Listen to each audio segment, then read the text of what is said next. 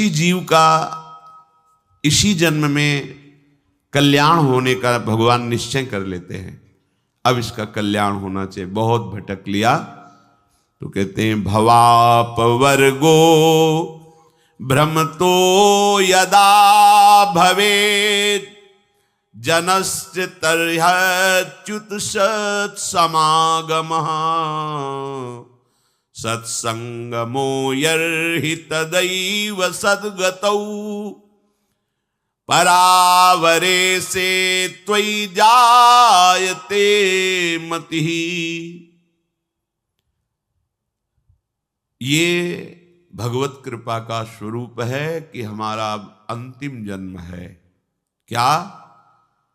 भगवत कृपा से, भारी सुकृतों की कृपा से जब हमारा आखिरी जन्म होता है, ये निश्चित हो जाता है कि अब इसका इस जन्म में कल्याण होगा, तो उसे साधु संग की प्राप्ति होती है।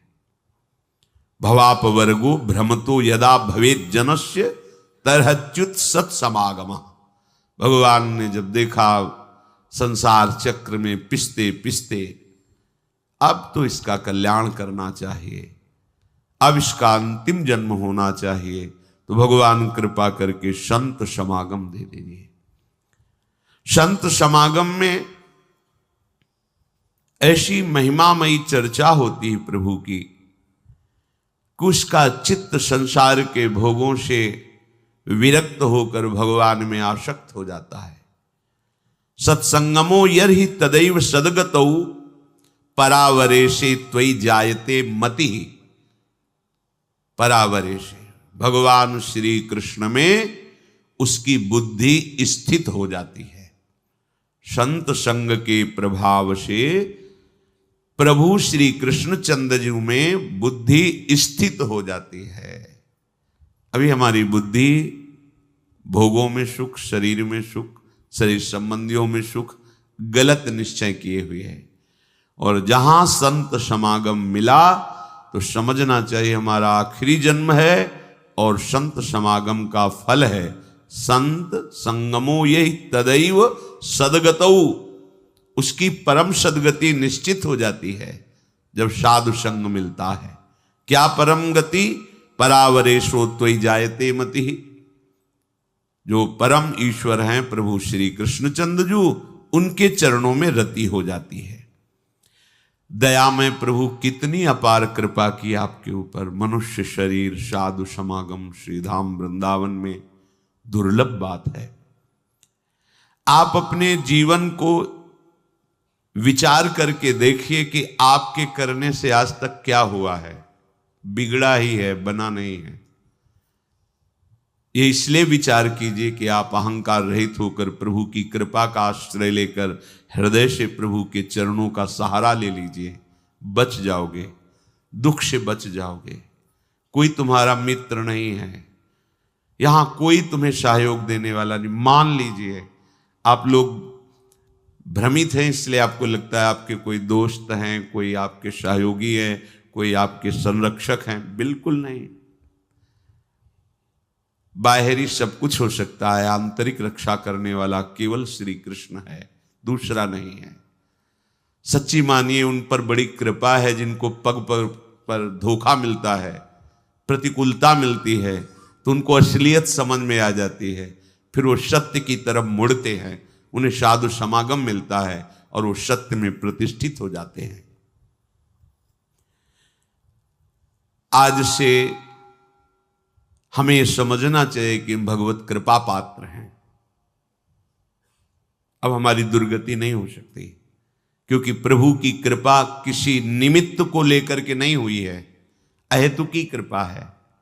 तो अब हमारे कल्याण में कोई संशय नहीं। सच्ची मानिए, ये विश्वास करोगे तो हो जाएगा। विश्वास करो, ये जादू की बात है।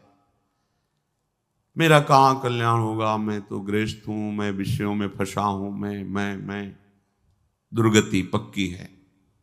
नहीं, कुछ भी हो, मेरे में सामर्थ्य तो नहीं, मैं तो अधम हूं, नीच हूं, पर मेरे प्रभु बड़े कृपालु हैं। मेरा निश्चित इस जन्म में कल्याण हो जाएगा, पक्का हो जाएगा।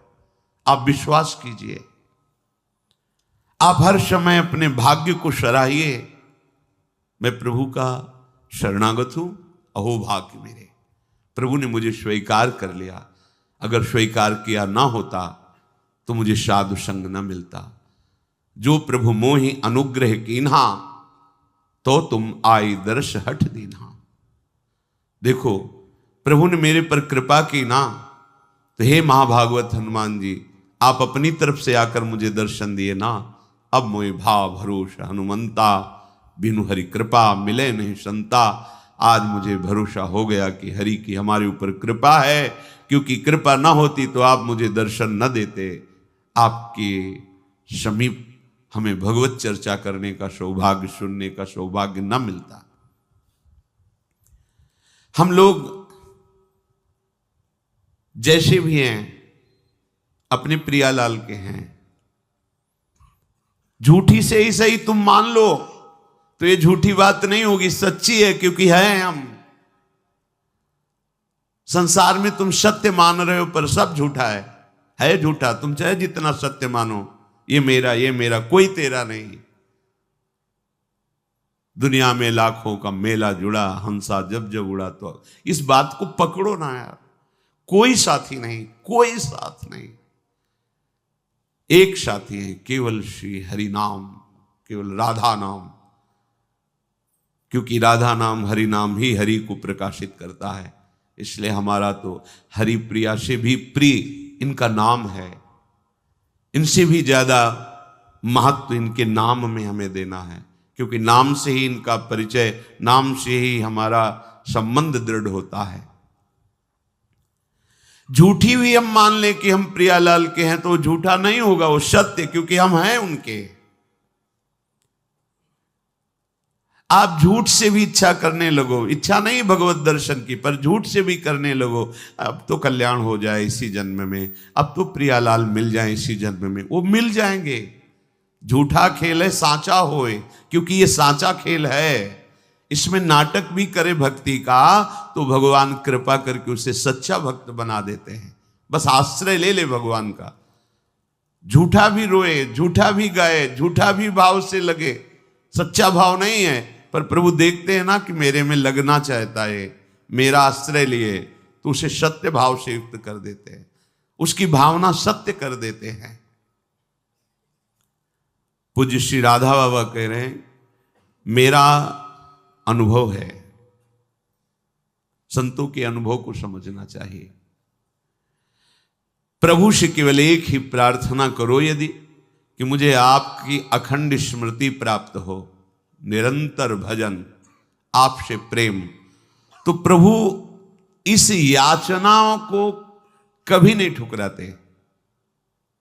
आप एक प्रार्थना करें, मेरा भजन बन जाए प्रभु, निरंतर आपका भजन बने, आपकी स्मृति में मगन रहूं, आपके चरणों में प्रेम हो जाए। तो इस बात की पूर्ति प्रभु उसी समय प्रार्थना करते ही शुरू कर देते हैं, पर हम अज्ञानी इसलिए जान नहीं पाते। क्या? जब इस बात की पूर्ति में लगेंगे तो जहां जहां हमारी स्मृति, जहां जहां हमारा संबंध है, जहां जहां हमारा राग है, वो मिटाना शुरू करते हैं। तो फिर प्रश्न आ जाते हैं कि जब से भजन शुरू किया तब से विपत्तियां आ गई, लोग हमारे को प्रेम नहीं करते, वो नफरत की दृष्टि से देखते हैं, अमुक अमुक अमुक। ये वही तो हो रहा है जो आपने मांगा है।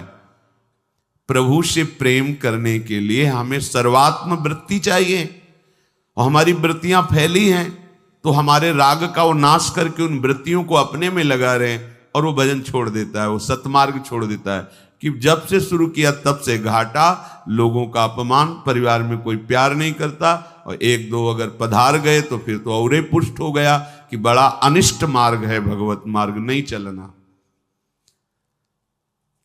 देखो, जब भगवान से तुम प्रेम मांगोगे तो प्रेम तभी होता है जब अनन्यता आती है। तो आप अनन्य बन नहीं पा रहे, तो आपको अनन्य बनाएंगे। वो अन्य का अपहरण करके ही तो अनन्य बना जाता है, और जब अन्य का अपहरण होने लगा तो आप चिल्लाने लगे, ये क्या, ये क्या? तो मांगा क्या था? हे प्रभु, निरंतर भजन हो, आपसे प्रेम हो, वही तो कर रहे हैं। नहीं, ये नहीं चाहिए तो फिर मांगो संसार के भोग सामग्री, फिर ये बात नहीं आएगी। ये बात नहीं है। संसार के भोग जन्म जन्मांतरों में कभी फिर कृपा होगी, तब यही होगी, तब यही कृपा होगी। कोई तुम्हें पूछने वाला नहीं रहेगा। भक्ति के मार्ग में जब चला जाता है तो भगवान सहयोग करके ऐसी स्थिति देते हैं कि कोई प्यार नहीं करता, सच्ची में कोई प्यार नहीं करता।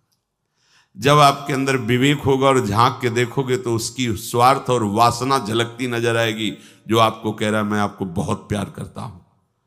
जब जांच करके देखो तो उसका अपना सुख, उसका अपना स्वार्थ नजर आता है, प्यार नजर नहीं आता। प्यार होता है जिससे हम प्यार करते हैं उसको सदैव सुख प्राप्त हो, कभी स्वप्न में भी दुख प्राप्त ना हो, ऐसा केवल भगवान, दूसरा कोई नहीं।